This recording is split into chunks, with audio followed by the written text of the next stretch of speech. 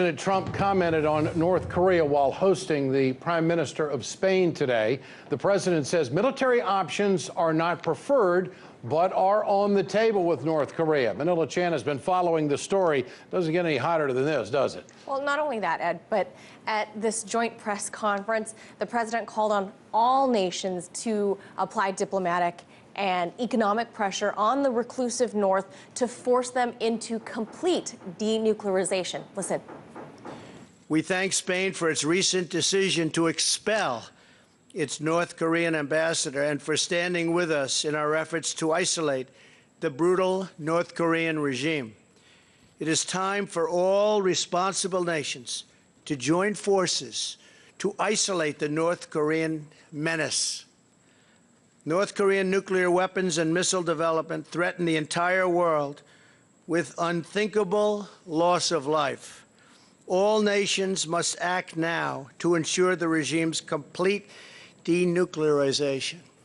But following Monday's heightened rhetoric between Trump and the North Korean foreign minister, today, South Korean news agency Yonhap is reporting that the North is bolstering their defenses by moving aircraft towards its eastern coastline, along with other measures after U.S. bombers flew near the peninsula last weekend. The movement of their aging warplanes seems to back what Foreign Minister Ri Yong-ho said on Monday, that because they took the president's words on Twitter as a declaration of war, that they will take proactive countermeasures even outside of their own borders. But experts say that North Korea's ability to actually shoot down any U.S. bombers is unlikely, citing that while Kim has around 800 fighter jets, they're from the Cold War era and are severely outdated. Modern U.S. bombers and the fighter jets would easily outmaneuver them. And while it doesn't appear that neither parties involved are tamping down the fire, China is now prevailing as the cooler head in the room.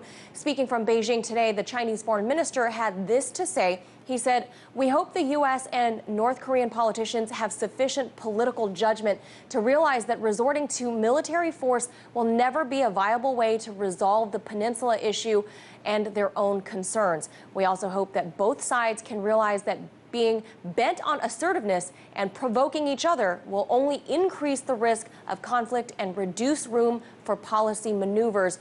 War on the peninsula will have no winner."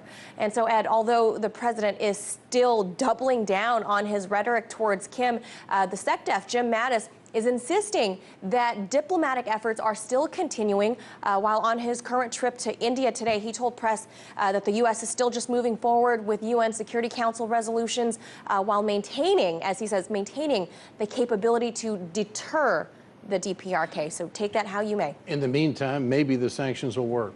Thanks, Manila. Appreciate it.